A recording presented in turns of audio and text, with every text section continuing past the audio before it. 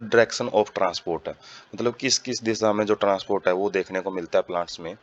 एक unidirectional transport होता है जो कि केवल एक ही दिशा में मिलेगा, जो mineral nutrients are taken up by roots and transported upward into the stem leaves and growing reason.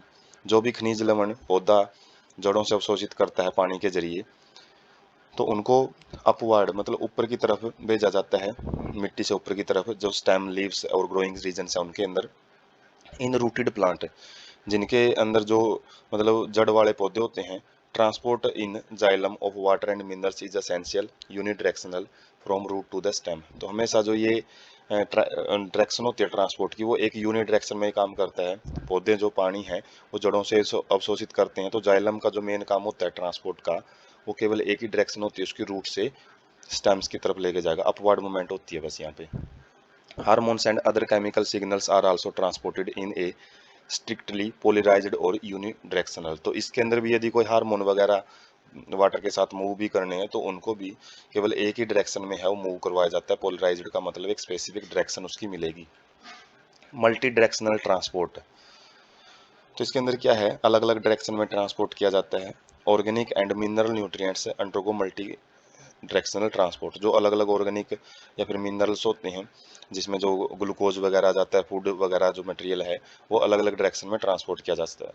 जैसे ऑर्गेनिक कंपाउंड है उनको फोटोसिंथेटिक लीव्स के अंदर तैयार किया जाता है, जो ग्रीन लीव्स होते हैं, और उसके बाद उसको एक्सपोर्ट का मतलब अलग अलग जो प्लांट पार्ट है उनके अंदर उनको बेच दिया जाता है, ट्रांसपोर्ट कर दिया जाता है। इंक्लूडिंग स्टोरेज ऑर्गन, तो कुछ ऐसे भाग होते हैं प्लांट्स के अंदर जो कि फूड स्टोरेज का काम करते हैं, तो उनके अंदर भी जो फूड वगैरह जो बनता है उसको बेच दिया जाता है। From storage organ they are later re exported, और एक बार स्टोरेज ऑर्गन में यदि वो चले जाते हैं तो उसके बाद जब जरूरत पड़ती है प्लांट्स को तो वहां से उनको निकाल के भी लेके आया जा सकता है। जैसे फोटोसिंथेसिस नहीं हो रही है कुछ टाइम तक, तो उस टाइम पे पत्तों में जो है जो फूड नहीं बनेगा, और इसके लिए वहाँ पे फूड की जो कमी हो जाती है तो उसको पूरा करने के लिए अब जहाँ पे पत्ते ने खाना भेजा था वहां से वापस वो लेके भी आ सकते हैं। From storage organ they are later re exported, तो वहाँ से वो री एक्सपोर्ट भी उनको किया जा सकता है।